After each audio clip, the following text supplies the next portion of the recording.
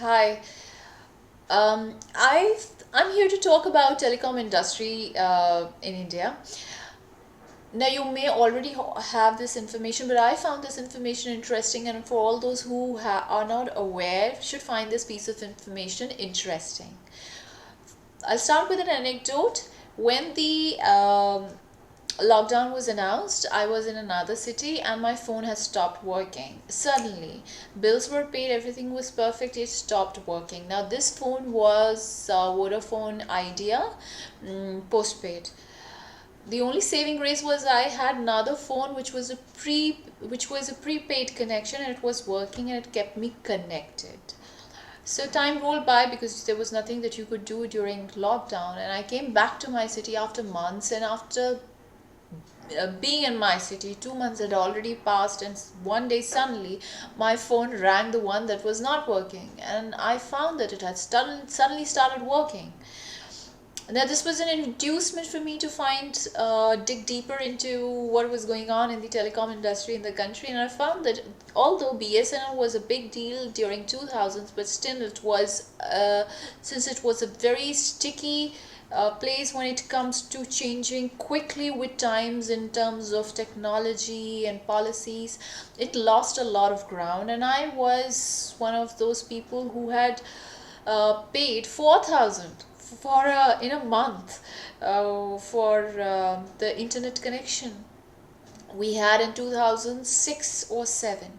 So I switched to Airtel, which was fine, 300 something those days, but now it is 800, the rentals, which price rise. Okay.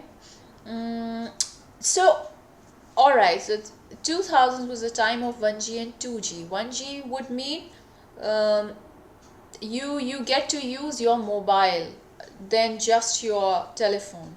So you have something with you which will keep you connected to people through your mobile. Then 2G, SMSs, right? 3G, data transfer.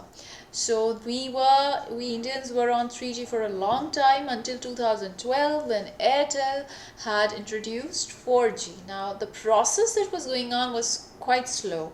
Now this process was made fast by the universe, because there was an entry of another brand, Reliance, saw few loopholes in the policy when it comes to test trials. And they also had a very clever plan to capture the market. They did not delve into 2G, 1G, 3G at all. They straight away launched 4G, the fourth generation, which means greater transfer of data, greater data transmission. Now, what is G? You have wires, and in those wires, there are a lot of optical fibers. So, as many optical fibers are there, it will just compare it with agarbatti ka packet, incense stick packet. So as many incense stick, better it is. You will be able to use it for a greater period of time. So you get to have greater access to data and faster transmission if those fibers are more. So they already they knew that they don't have to. I'm talking about Reliance Jio.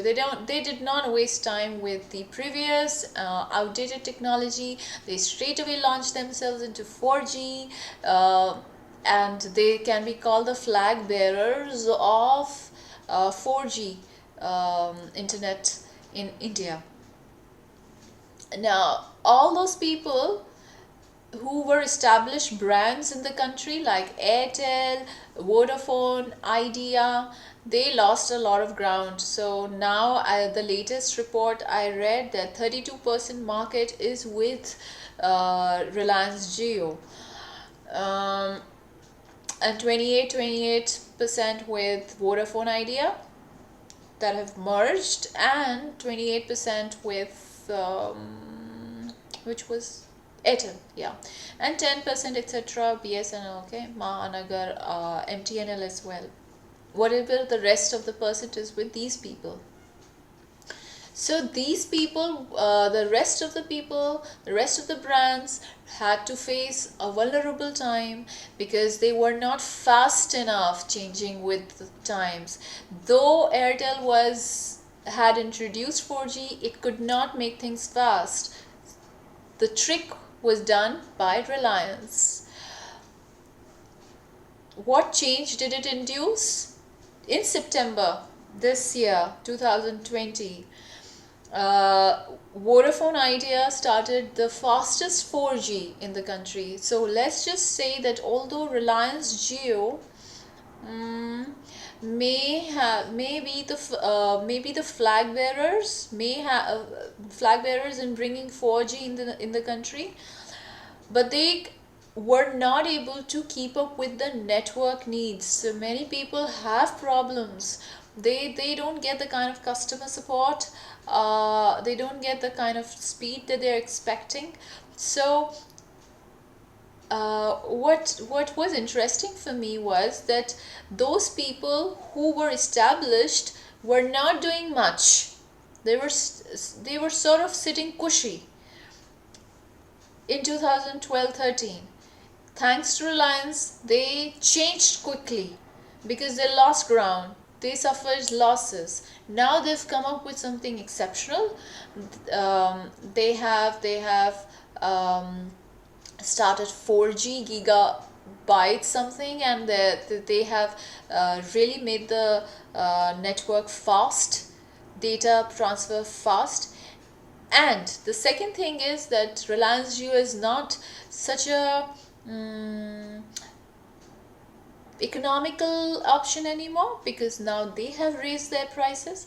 Now what will be interesting to see is how Reliance, because it's a great company strategy wise, will break this dynamic and not just improve their network, and also